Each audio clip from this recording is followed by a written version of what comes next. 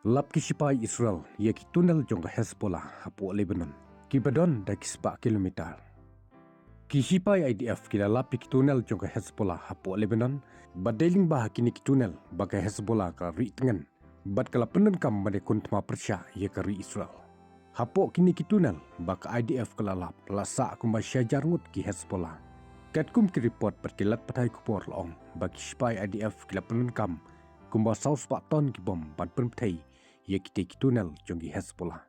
Bat ke jempun petai ye ki tunnel jonggi Hezbollah. Kelawan ke jeng kenjuk jumai hak te ke than ke baklan kumba sau puntan magnitude.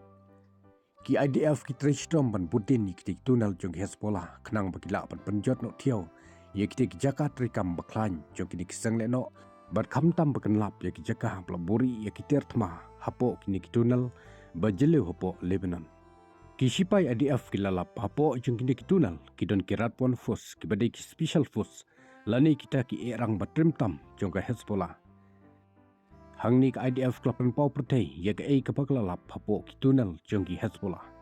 Ka IDF ka lalap hapo jung kini ki tunnel ki don ki kamera shat ki kamera sum ki kamera pelaburi ye ki tertma ki ba shyrkhei pat ki wei ki kamera babun rukam bagi Hezbollah ki lapenan kam. Kini ki tunnel gidon dak 4 kilometer bat ke lebel babun setap pat babun kilat. Kidon kita ki tunnel bak IDF kelalap ki balai nadu Beirut syadu Southern Lebanon bat katkum ke jinglap jong ki IDF long bak kini ki tunnel jong ka Hezbollah ki kambyang bunsha bani ki jong ka Hamas bat ki lalong ru ki bala khamrim habai nujar bat ki tunnel jong ki Hamas po Gaza.